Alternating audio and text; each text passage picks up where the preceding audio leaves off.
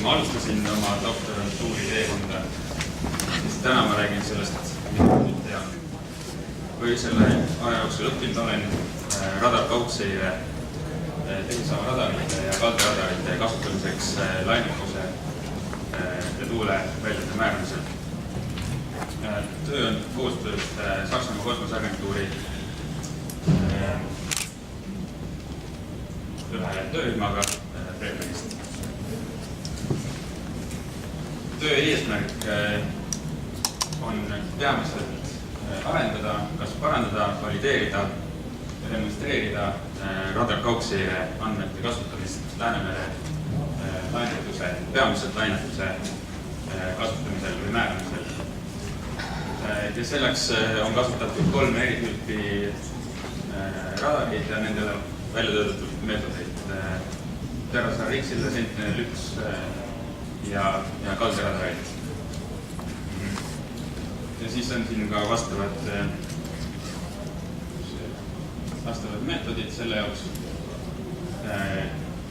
Nende valideerimine, võrdlemine siis kas operatiivse või lihtsalt lainemudeli andmetega ja uurida, mis lisandväärtust nad annavad meie Läänemere lainetuse oludes. Siin on kiire ülevaade peamistest parameetritest Läänemere lainetusel. Meil on lühike laineperiood ja väike ummiklainetuse komponent tervest lainetuse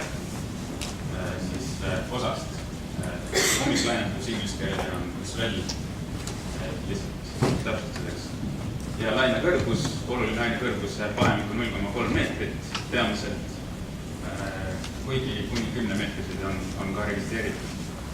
Ja see oleneb suuresti regioonist ja on selge aastase tsükliga. Veel üks tähtis omadus on see, et sellel lainel on lühike mälu. See tähendab seda, et kui tuul ära kaob ka laine suuresti. Ja siis radaripildile tähendab see seda, et sinna ei teki sellist kindlat lainemustrit, mis näiteks ummiklainetuse puhul tekib. Ja lisaks veel on ta hästi palju kaetud müraga. Ja siin on paar näidet sellest tüüpilistest Läänemere oludest TerraSAR X puhul. Et siin alla poolemeetrised lained meil pildispekter näeb välja selline, kus meil ei ole mitte mingisugust signatuuri ei lainetusest ega selle võimalikust olemasolust. Sama kehtib põhimõtteliselt ka 1,5 ja 3 meetri puhul. Meil hakkavad tekkima siin mingid piigid, aga ta on oluliselt kaetud igasuguse pildimüraga ja sellise asjaga, mida tegelikult me ei taha. Võrreldes näiteks siis Põhjamerega on meil siin oluliselt selgem spekter, mille põhjal on palju parem ja palju efektiivsem ja kergem määrata olulist lainekõrgust täpselt. Nüüd Sentinel-1 puhul on olukord täitsa hull. Et isegi kuni 3-meetriste lainete puhul on meil täpselt samasugune pildispekter, kus ei ole meil mitte mingisugust signatuuri ei lainetuse liigi levimise suuna ega pikkuse kohta. Ja siis väga suurte tormide puhul hakkab meil tekkima siia mingisuguseid piike, mis ei pruugi ka tegelikult päris lainetust iseloomustada.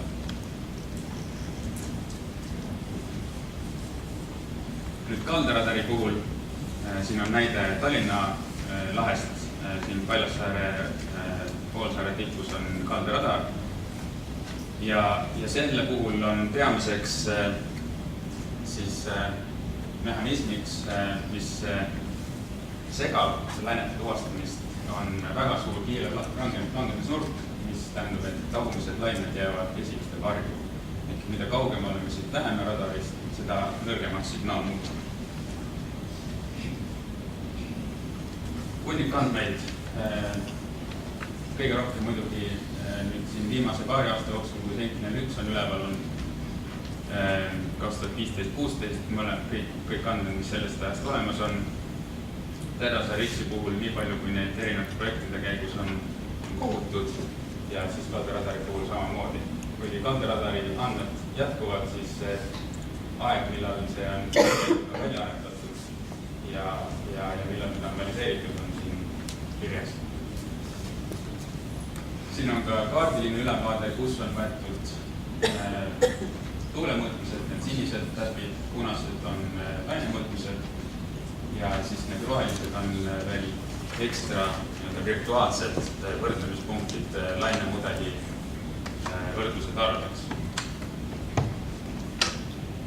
Tuule peal ma väga pikalt ei peatu, sest need on ammu välja töötatud ja valideeritud ja teada meetodid.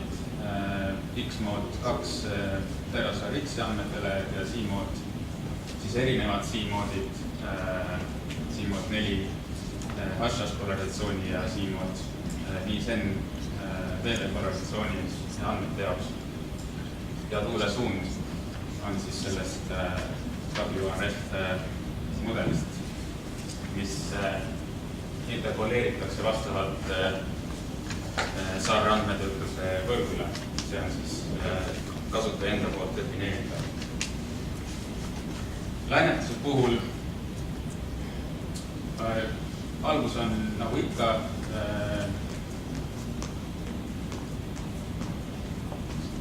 NRCS-i arutamine, siis filtreerimine, igasuguste mitte lainesignaalide laevad, mis iganes signaalid, mis ei kuulu lainetuse alla, need eemaldatakse, alampildi normaliseerimine ja kiire Fourier-teisendus, mis annab meile selle pildispektri. Siit edasi traditsioonilised meetodid arvutasid sellest pildispektrist lainespektri. See on tehniliselt üpris keeruline protsess, võtab aega ja selle elimineerimisel saame me empiirilise funktsiooni, kus me läheme pildispektrist otse integreeritud laineparameetrite juurde. Nüüd Sentinel andmete ja kalderadari puhul on kasutusele võetud ka pildi haldtasemete maatriksi statistikud ja siin on põhilised parameetrid välja toodud entroopia ja kontrasti korrelatsioonid ja need meetodid põhinevad suurel hulgal andmete võrdlemisel ja valideerimisel vabalt kättesaadavate in situ andmetega üle terve maakera siis.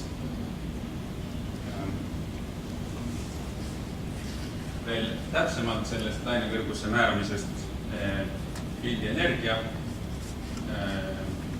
siis vastavalt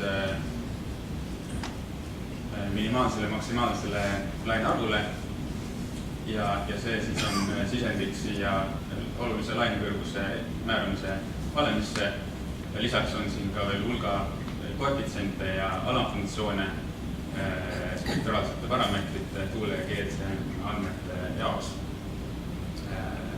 mis siis seda lõpptulemust täpsustavad. Kalderadari puhul on täpselt samamoodi empiiriline algoritm ja siin on siis funktsioonid täpsemini defineeritud.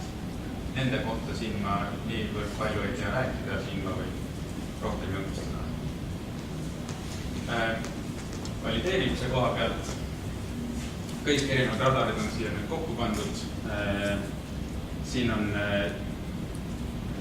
siis Terasaar X ja Sentinel 1 lainetus, tuul, siin on Sentinel 1 ja mudel ja siin on kalderadari lainetus. Ja nendest on näha, et tuulealgoritmid töötavad meie oludes väga hästi, eriti Sentinel 1 puhul, kus siis ruutkeskmine hälve on väiksem kui 1,5 meetrit sekundis, mis paljude operatiivsete teenuste jaoks on parem kui see defineeritud piir, kus on 2 meetri sekundis juures.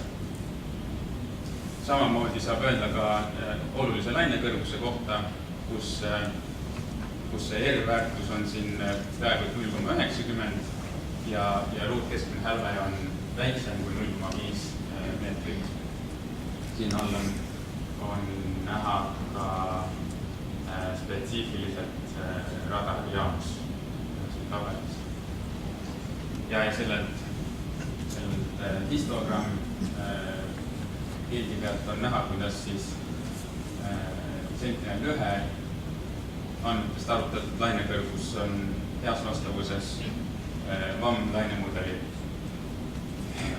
lainekõrguse tulemustega, eriti siis 0-3 meetrit piirkonnas, kus on see dominantne lainekõrgus Läänemeres. Kõrglahutusliku terrasaari X andmete põhjal saab näha, et meil on samamoodi hea vastavus lainekõrguse osas.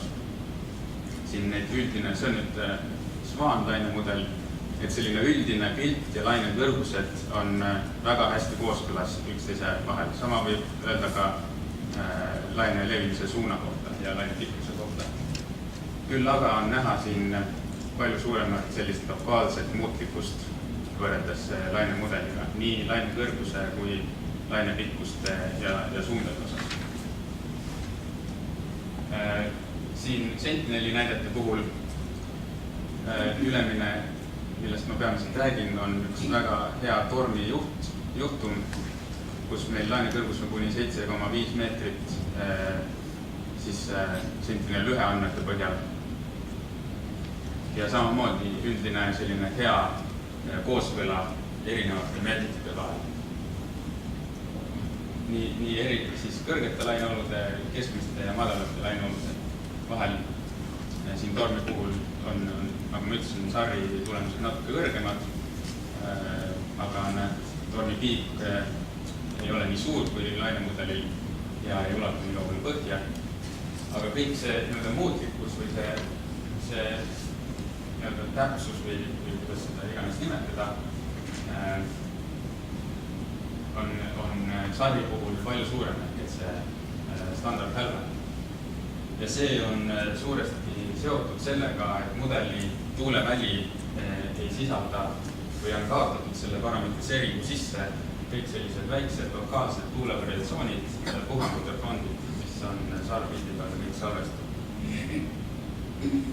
Siit ma lähen kiiresti üle Sentinel 1 andmed operatiivseks kasutamiseks aegrida augustist 2016 kuni selle aasta lõpuni. See on erinevaid juhtumid, kus väga lähedal asetsevad punktid näitavad erinevaid tulemusi. Et siin Northern Baltic Proctorisse lähevad nii mudel kui saar ilusti kokku, aga paarkümmend kilomeetrit eemal on näha, et saar tulemused on oluliselt madalamad kui mudeli omad ja natuke jälle eemal on nad jälle koos, kui siis siin jälle on nad kõik ühtemoodi, ehk see viitab jälle selle muutlikkusele. Ja siis teine juhtum selline, kus satelliit võib välja päästa, on see, kui meil andmeid ei ole, mis need on nii tehnilised probleemid, et neid pole või mõtteseadmed on välja võetud, milles iganes. Ja kõige lõpus siis Södra-Österisem, kus meil on väga kõrged lainetud pidevalt. Seal ei ole in-situ võtmisi alates 2011 aastal ja mina ei ole leidnud põhjust, mis neid seal ei ole. Ilmselt on see raha. Nüüd klimatoloogilised uuringud samamoodi. Just hiljuti on välja toodud altimeetri andmete põhjal selline statistiline lainekõrguse kaart aastatest andmeid kasutatud 1993–2015.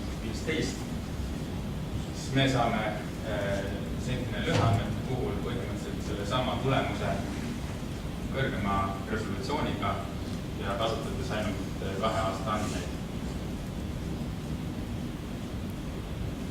Ja lõpuks kaldradarist.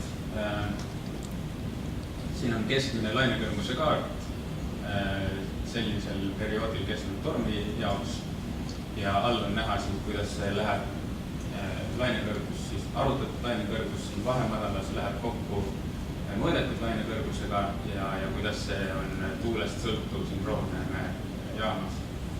Sellise tulemusena on saanud ka teised sarnastes oludes tehtud tööd, mis põhinevad lainemudelitel. Kokkuvõttes nii palju, et kõik need meetodid sai valideeritud, kas sai sinna midagi juurde arendatud, parandatud ja tulemused on väga head, siis lubab eeldada, et radarandmetel määratud geofüüsikalisi parameetreid võiks kasutada rutiinsel monitoorimisel. Lisaks annavad sarrandmed parema ruumilise või paremat informatsiooni ruumilise muutlikkuse kohta. Ja tuule tulemused võiks eetada või võiks kasutada lausa mudeli tuulevälja osana.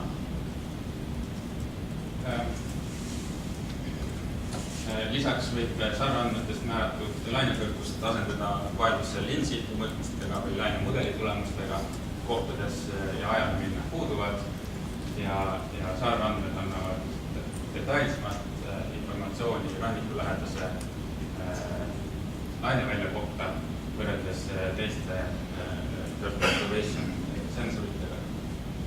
Lisaks võimaldavad viia läbi regionaalseid või hooajalisi lainekliima uuringuid ja Paljassaare ja Kaldaradari andmed demonstreerivad, et seda on võimalik teha väga tiheda resolutsiooniga nii ruumis kui ajas. Et arvestades kõik seda eelnevat, soovitan soojalt neid andmeid kasutusele võtta või pöörduda minu poole nende kasutamise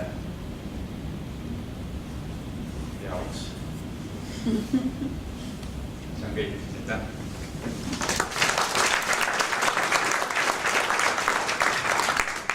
Küsimusi?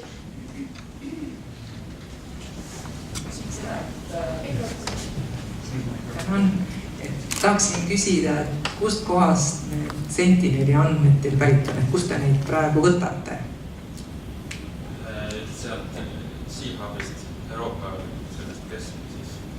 Euroopa Kosmoseagentuuri Science Hubist. Kas tahaks kusagilt mujalt ka paremaid andmeid saada või? Vaevalt nad paremad on, aga mujalt see teenus läheb kohe käima, nagu ma olen tulnud.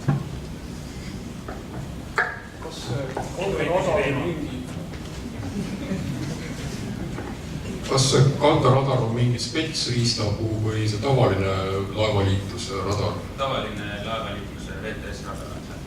Ja sealt siis on võimalik sellisel kujul on neid andmeid kätte saada, mida on võimalik siin sellises rehkendustes kasutada? Jah, piirivalve või siis Veeteede Amet, kes iganes neid haldab, nemad nagu eemaldavad selle klatter, on selle nimi, selle signaali selle oma datasetist, aga meid just see huvitabki. Ja millise viivisega need laine andmed siis kätte on võimalik saada? Hetkel on ta kuskil 20 minuti ringis, aga see on samamoodi nagu selline ennelõunasel hetkel on teil seotud tugevalt minu konkreetse arvutiga. Kas mingil ajal oleks reaalajas või see peaaegu reaalajas neid andmeid siis võimalik näha? Siis, kui su arvuti lahti on ilmselt. Ma oodan küll. Aitäh! Kas on plaanis neid produkte operatiivselt kuskil avalikkusele kättesaadavaks teha? Siis, kui see teenus oleks operatiivne ja seda tunnustataks, siis küll. Praegu peame küll edasi minema.